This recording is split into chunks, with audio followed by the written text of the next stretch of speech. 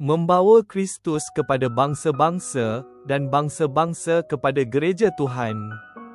3 Jun 2025. Nama di atas segala nama.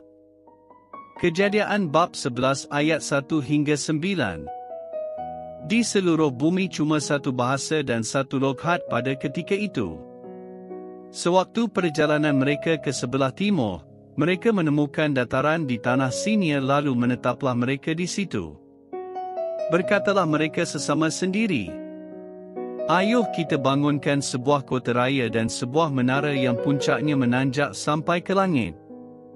Mari kita cari nama bagi diri kita, supaya kita tidak berserakan ke seluruh muka bumi."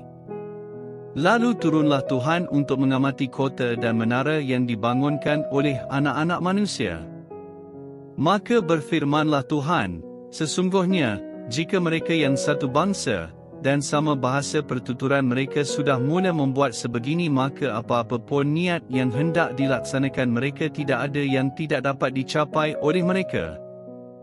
Baiklah kita turun dan mencelarukan bahasa di seluruh bumi agar mereka bingung sehingga mereka tidak saling mengerti bahasa satu sama lain." Demikianlah Tuhan mencerai-beraikan dan menyerahkan mereka ke seluruh muka bumi, lalu mereka berhenti membina kota raya itu.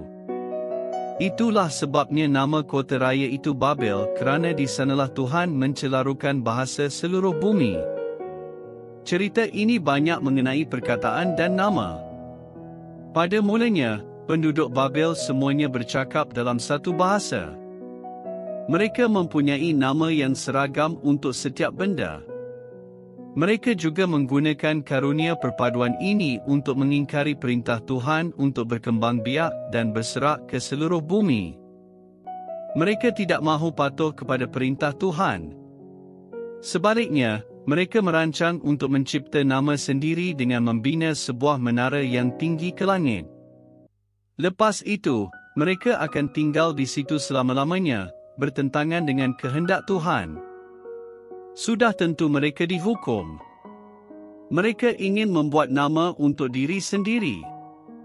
Baiklah. Tuhan mengambil semua nama lain yang mereka miliki dalam kesatuan, iaitu nama untuk benda-benda biasa seperti batu bata, simen, menara, makanan. Bahasa tunggal mereka diseleraikan kepada pelbagai bahasa dan mereka tidak dapat bekerja sama lagi.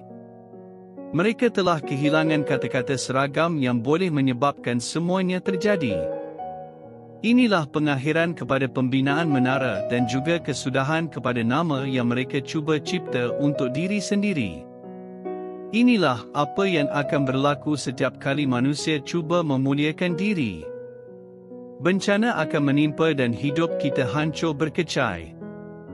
Mencipta nama untuk diri sendiri bukanlah satu cadangan yang bagus, terutamanya apabila ia lebih meninggikan kehendak dan rancangan sendiri dalam mengatasi kehendak Tuhan. Akan tetapi, Tuhan mengutus firman-Nya sendiri ke dalam dunia bukan untuk memusnahkan dunia tetapi untuk menyelamatkannya.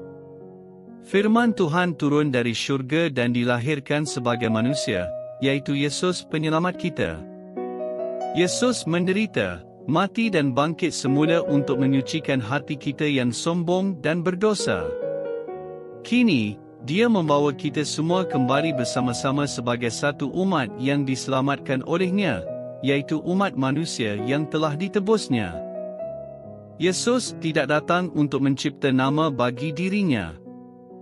Dia datang untuk menyelamatkan kita dan untuk memuliakan Bapa-Nya.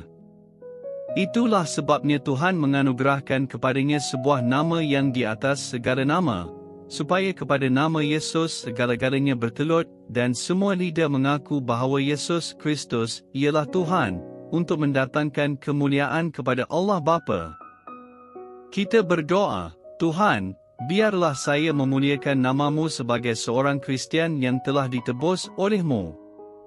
Amin.